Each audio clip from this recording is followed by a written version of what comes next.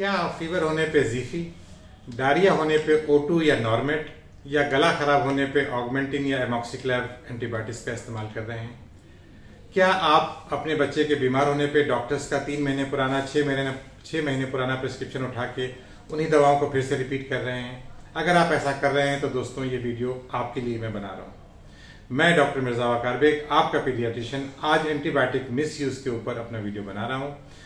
अगर अभी तक आप लोगों ने मेरे चैनल को सब्सक्राइब नहीं किया है तो मेरी रिक्वेस्ट है कि प्लीज मेरे चैनल को सब्सक्राइब कीजिए और इस वीडियो को, खास तौर पे इस वीडियो को आखिर तक देखिए और ज्यादा से ज्यादा लोगों को शेयर कीजिए, क्योंकि ये मैं बताने जा रहा हूँ कि जो आप गलती करने जा रहे हैं या जो गलती आप कर रहे हैं इसकी कितनी बड़ी सजा आपका बच्चा भुगतने वाला है।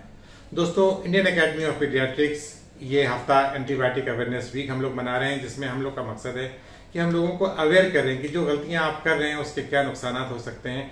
और इवन डॉक्टर्स से भी मेरी रिक्वेस्ट है, ये वीडियो मेरे डॉक्टर्स के लिए भी बना रहा हूं मैं, कि आप लोग एंटीबायोटिक्स के प्रिस्क्रिप्शन को रोकना पड़ेगा। ये आपकी जिम्मेदारी है कि आप लोग के प्रिस्क्रिप्शन में एंटीबायोटिक लिखने से पहले आप कम से कम 10 बार सोचें कि वाकई इस बच्चे को एंटीबायोटिक की जरूरत है या नहीं है। ठीक है दोस्तों, तो आइए शुरू करते हैं अपना एंटीबायोटिक अवेयरनेस के ऊपर ये वीडियो। दोस्तों, आमतौर पे मैंने देखा है, जो मेरे पास पेशेंट्स आते हैं कि सर मेरे बच्चे को रात में हाई ग्रेड फीवर शुरू हो गया है, मैंने इसको पैरासिटामोल दे दी है, इसको ये एंटीबायोटिक जीफी दे दी है, या जो भी उसका नाम, मैं यूजुअली कंपनी का नाम ले रहा हूँ क्योंकि ये कंपनी की दवाएं सबसे ज्यादा मिसयूज हो रही हैं, तो इसलिए मैं नाम लेके कह रहा हूँ, जो कि शायद मुझे नाम नहीं लेना चाहिए। बट आते हैं और बताते हैं कि साहब मैंने ये दवा दी और इसका फीवर अभी भी नहीं उतर रहा, रात में मैंने एंटीबायोटिक भी दे दी। उन्हें बड़ा ताज्जुब होता है कि साहब एंटीबायोटिक देने के बाद भी फीवर नहीं उतर रहा है। तो एक कॉमन कंसेप्ट जो आपके जहन में बैठा हुआ है कि फीवर से एंटीबायोटिक से फीवर कम हो जाएगा, दोस्तों मैं साफ बता दूं ये आपका भ्रम है। फीवर सिर्फ फीवर की एंटीपायरेटिक दवाओं से और कोल्ड स्पॉन्जिंग से ही कम होगा। एक बात ये हुई। दूसरा, हर डायरिया में आप लोग ओफ्लॉक्सिसिलिन और ऑर्नेडाजोल का कॉम्बिनेशन, मेट्रोजिल और नॉर्फ्लॉक्स का कॉम्बिनेशन यूज कर रहे हैं, ये बिल्कुल गलत है। इसको मत यूज कीजिए, मेरी आपसे हाथ जोड़ के रिक्वेस्ट है। और हर बार गला खराब होने के ऊपर ऑगमेंटिन या एमॉक्सिक्लेवलिनिक एसिड का कॉम्बिनेशन लेना या एजिथ्रोमाइसिन बहुत ज्यादा मिसयूज होने वाली ड्रग बनती चली जा रही है। तो इससे हो क्या रहा है, देखिए मैं आपको साफ बता दूं कि 80 to 90% पेशेंट जो हम लोग ओपीडी में देखते हैं, दे आर वायरल इन्फेक्शंस, और इसमें एंटीबायोटिक का कोई रोल नहीं, क्योंकि एंटीबायोटिक्स एक बैक्टीरिया पे असर करने वाली दवा है। इनका प्रोटोजोआ पे कोई असर नहीं हो रहा है। अगर आपको एमीबी डिसेंट्री हो रही है, उसमें एंटीबायोटिक का कोई रोल नहीं है। आपको वायरल डायरिया हो रहा है, आपको एंटीबायोटिक का कोई रोल नहीं है। आपका वायरल फेरेंजाइटिस हो रही है, वायरल लारिंजाइटिस हो रही है, ब्रोंकाइटिस हो रही है, इसमें एंटीबायोटिक का कोई रोल नहीं है। अब इसके बाद अगर आप एंटीबायोटिक इस्तेमाल करें तो आपको नुकसान क्या हो रहा है? यूजुअली हमने देखा है कि आप या तो 3 दिन इस्तेमाल करेंगे या 2 दिन इस्तेमाल करेंगे और आपका फीवर जैसे ही खत्म होगा आप एंटीबायोटिक रोक देंगे।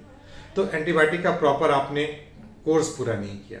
एंटीबायोटिक की आपको जरूरत नहीं थी, एंटीबायोटिक का आपने कोर्स पूरा नहीं किया और एंटीबायोटिक की डोजेज भी आपने प्रॉपर नहीं ली। तो इससे क्या हो रहा है कि आपकी बॉडी में जो आपके एक तो गट, जो हमारे पेट के अंदर जो हेल्दी बैक्टीरिया बने हैं, जो हमारे बॉडी को प्रोटेक्शन देते हैं, आपकी ये एंटीबायोटिक जाके, क्योंकि आपको तो वायरल इन्फेक्शन था तो वायरस तो इससे मरा नहीं, बट इससे जो आपके पेट में जो हेल्दी बैक्टीरिया थे वो इससे जाके खत्म हो गए। तो आपका गट का जो माइक्रोबायोम का जो पूरी एक दुनिया थी, आपने उसको डिस्टर्ब कर दिया। तो इससे क्या हुआ कि आपकी इम्यूनिटी कमजोर हो गई। इसके बाद भी अगर मान लीजिए आपको बैक्टीरियल इन्फेक्शन था और आपने एंटीबायोटिक की प्रॉपर डोज नहीं ली और एंटीबायोटिक का आपने प्रॉपर कोर्स नहीं लिया, तो उससे क्या हुआ कि वो एंटीबायोटिक रेजिस्टेंस धीरे धीरे डेवलप होने चली जाएगी। आजकल हमारे पास जो बच्चे आ रहे हैं, जो हम लोग कल्चर्स करा रहे हैं, उसमें देखते हैं कि रेजिस्टेंस बढ़ती चली जा रही है और इसका जीता जाता एग्जाम्पल ट्यूबरकुलोसिस है।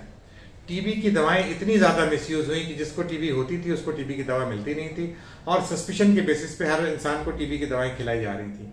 उसका नतीजा दोस्तों आज ये हो गया कि टीबी के पास ट्रीट करने के लिए हमारे पास मेडिसिन बची नहीं हुई हैं। इवन लोग अपनी टीबी की वजह से जाने दे रहे हैं। तो ये नुकसान है जो आने वाले वक्तों में हम लोग और आप भुगतने वाले हैं। इसीलिए मैं आपसे हाथ जोड़ के विनती करता हूं कि एंटीबायोटिक्स का इस्तेमाल आप लोग ना करें जब तक कि डॉक्टर्स के प्रिस्क्रिप्शन पे वो एंटीबायोटिक उस दवा, उस बीमारी के लिए ना लिखी गई हो। जो पुराना प्रिस्क्रिप्शन है, 3 महीने पुराना प्रिस्क्रिप्शन देख के आप कैसे यूज कर सकते हैं? आप खुद सोचिए। डॉक्टर ने उस वक्त देखा था, उस वक्त आपके बच्चे को क्या बीमारी थी, किस वजह से उसने एंटीबायोटिक लिखी है, आपको नहीं मालूम है। बट आपने इस बार फीवर शुरू होते ही उसका पुराना प्रिस्क्रिप्शन निकाल के दवाएं देने शुरू कर दी, जिससे आपको नुकसान हो रहा है। तो मेरी सारे पेरेंट्स से ये रिक्वेस्ट है कि शुरुआत के फीवर के 2-3 दिनों में कोई एंटीबायोटिक मत दीजिए, पहले सिम्टम्स को इवॉल्व होने दीजिए।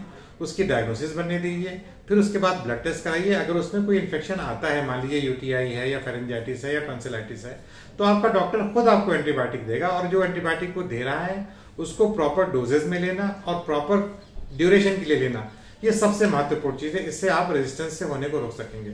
वरना आने वाले वक्तों में होगा क्या कि जब आपके बच्चे को वाकई बैक्टीरियल इन्फेक्शन होगा और आपका बच्चा इन सारी एंटीबायोटिक से रेजिस्टेंस डेवलप कर चुका होगा, तब आप परेशान हो जाएंगे। आपके पास दवाई नहीं होगी और हम लोग के पास कोई हथियार नहीं होगा कि हम उस एंटीबायोटिक को कैसे, उस वायरस को या उस बैक्टीरिया को कैसे खत्म करें।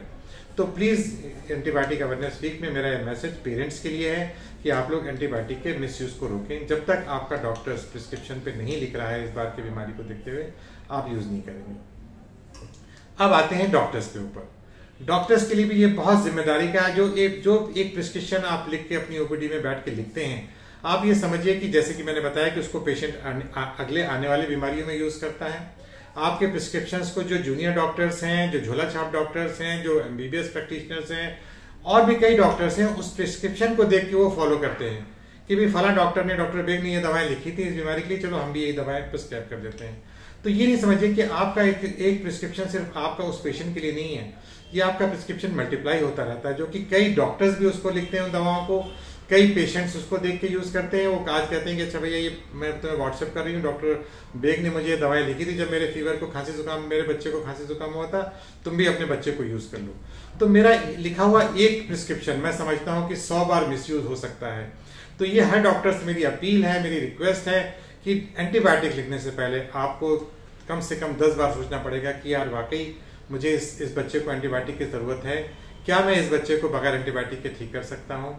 मेरा रिक्वेस्ट ये है कि इनिशियल फर्स्ट डे जब आपके पास बच्चा आता है तो it should not contain any antibiotic until unless आपको बहुत स्ट्रॉन्ग सस्पिशन है उसको ये बैक्टीरियल इन्फेक्शन हो रहा है, चाहे वो गले का हो, चाहे पेट का हो, चाहे वो कहीं का भी इन्फेक्शन हो। तो इनिशियल मैं समझता हूँ कि प्रिस्क्रिप्शन में एंटीबायोटिक्स का कोई रोल नहीं होना चाहिए। इसके बाद भी अगर 2-3 दिन में फीवर नहीं खत्म हो रहा है तो आप उसको वर्कअप कीजिए, और फिर अगर आपको लगता है तो तभी आपको एंटीबायोटिक शुरू करनी चाहिए। और जब आप एंटीबायोटिक लिख रहे हैं तो उस पेशेंट को जरूर खास तौर पे बताएं कि ये एंटीबायोटिक मैं इस दवा के, इस बीमारी के लिए लिख रहा हूँ, इसको आप फ्यूचर में यूज नहीं करेंगे, इसको आप किसी और को बगैर सलाह के सजेस्ट नहीं करेंगे। ठीक है दोस्तों, तो मैं समझता हूँ कि ये बहुत इंपॉर्टेंट मेरा मैसेज है आज की तारीख में। बहुत मुझे अफसोस होता है कि जब मेरे पास पेशेंट्स के मदर्स आती हैं या फादर्स आते हैं, 2 तरह के ग्रुप हैं जिसमें ये वाला ग्रुप बहुत ज्यादा है जो मैं बता रहा हूँ।